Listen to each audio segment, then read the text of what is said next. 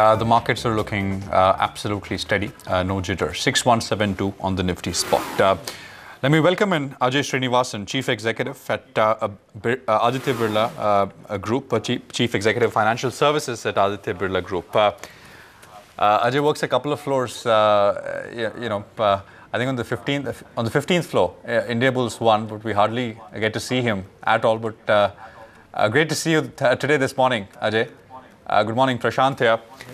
First off, let me wish you and your team a very happy and prosperous new year from everybody here at NDTV. Ajay, you're pretty much into all areas of financial services.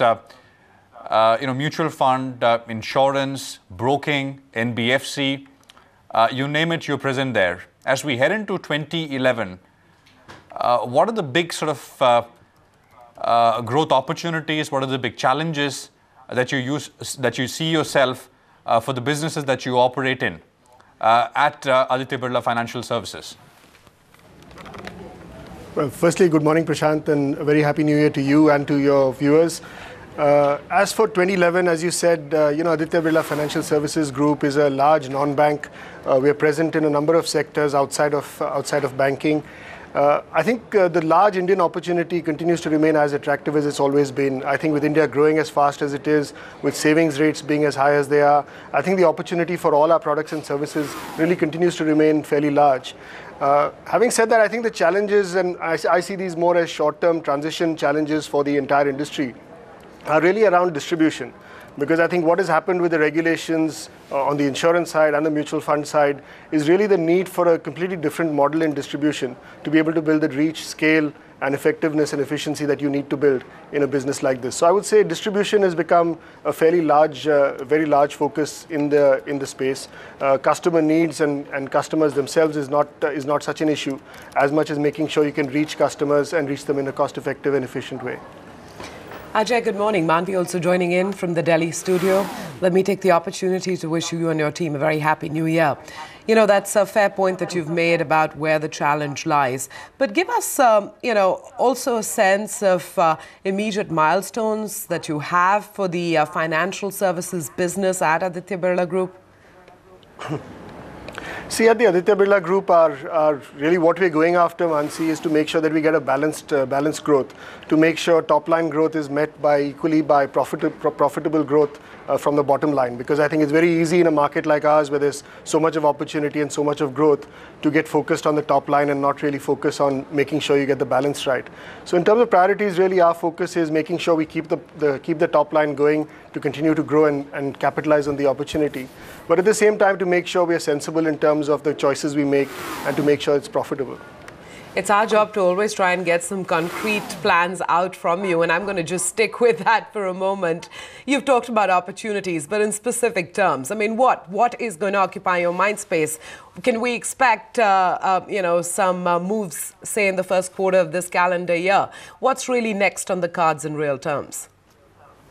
Well, as I said at the beginning, Manvi, we've got a broad range of businesses, and really there's a significant runway and headroom for growth in all of those businesses. So we would really be looking to grow. How do we grow our insurance business, take it to the next level? How do we grow our mutual fund business, take it to the next level? How do we grow our NBFC? I think there are a lot of opportunities in the NBFC space. How do we grow the NBFC space? How do we grow our other agency businesses? I think really getting the mix between our fund-based and our non-fund-based businesses correct. So I'm afraid that's as specific as I can be at this point, Manvi.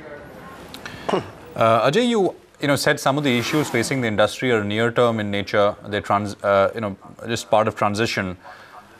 But if you look at what's been happening, in general, regulation has been moving in such a way that margins across the board, especially on the distribution side with some of the financial products, I'm talking industry here, not specific to your group, are getting squeezed across the board. In a way, groups like yourselves have to then adapt to the changed environment. And this is perhaps only going to remain this way, or probably going to get even tougher in terms of margins, etc. Most global players want to be in this market. A lot of them are already here. Probably more will come in.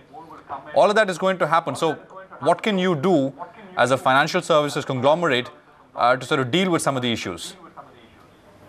That's a good question, Prashant. And really, I think it goes back to the 2 points I made earlier, distribution being a challenge and this issue of having a balance between top line and bottom line. Because I think what has happened in the industry with the regulations in both insurance and mutual funds is that the earnings for most of the distributors has actually come down. Commissions in both sectors have been brought down, which really means you need to find a new model, greater productivity, greater reduction in the cost of acquisition, so that these distributors can continue to grow and continue to be able to bring in customers to industries like ours. So that's why I think it's transition, because it's only been 3 months since the IRDA regulation came into play. I think it's been just over a year since the mutual fund regulation came into play. And it's really going to be a time for people to figure out how this model works and how they can continue to be in distribution of financial services products while making sure they can be, they can make a reasonable return. Specifically with the insurance business, Ajay, would you sort of put out some sort of guidance in terms of what kind of volume growth can we see this year in 2011? It's very early days, Prashant. I mean, the IRDA guidelines really kicked in from September 1st. So we're really in very early stages of the insurance industry transition phase. From an industry largely selling ULIPs, we're now seeing more and more traditional products being sold.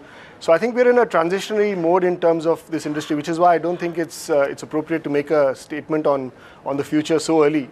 I think we'll have to wait till March. March tends to be a fairly big month for the industry. I think this quarter will be fairly critical to get a sense of how the industry has adjusted, how the industry is stabilized to the new regime. But broadly, ballpark, what are we looking at? Not specific, but for the industry. I'm not talking about the group here. But typically, financial services grows in line with GDP growth, Prashant. So I think if you're looking at 14-15% nominal GDP growth rate, most financial services industry should be broadly in that ballpark, some multiple of that, or at least equivalent to that number.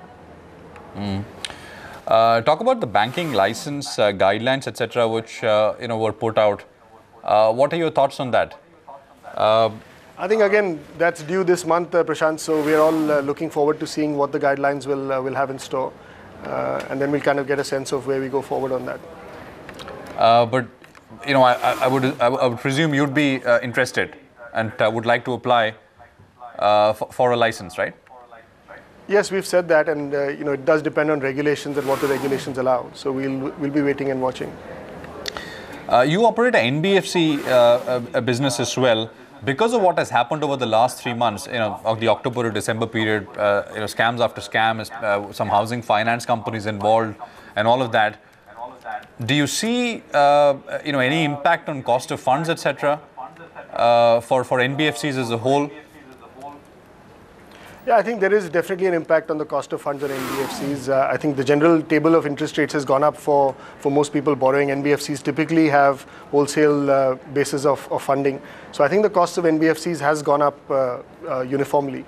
Having said that, I think the one interesting thing about the NBFC sector is that they really operate in niches. So you have many NBFCs operating in different niches in India. So you have somebody in housing finance, somebody in vehicular, commercial vehicle finance, somebody in personal finance. So it's a fairly broad variety, and most NBFCs operate very strongly in 1 or 2 niches. So I think the impact in terms of profitability and margins is really much more varied, because it depends on which sector you operate in and the ability to pass on the increased cost. Ajay, pleasure talking to you. Good luck with your business plans. Appreciate you coming down to our studios very much. Thanks again. Thanks for joining. Thank you. Profit fundamentals coming right up.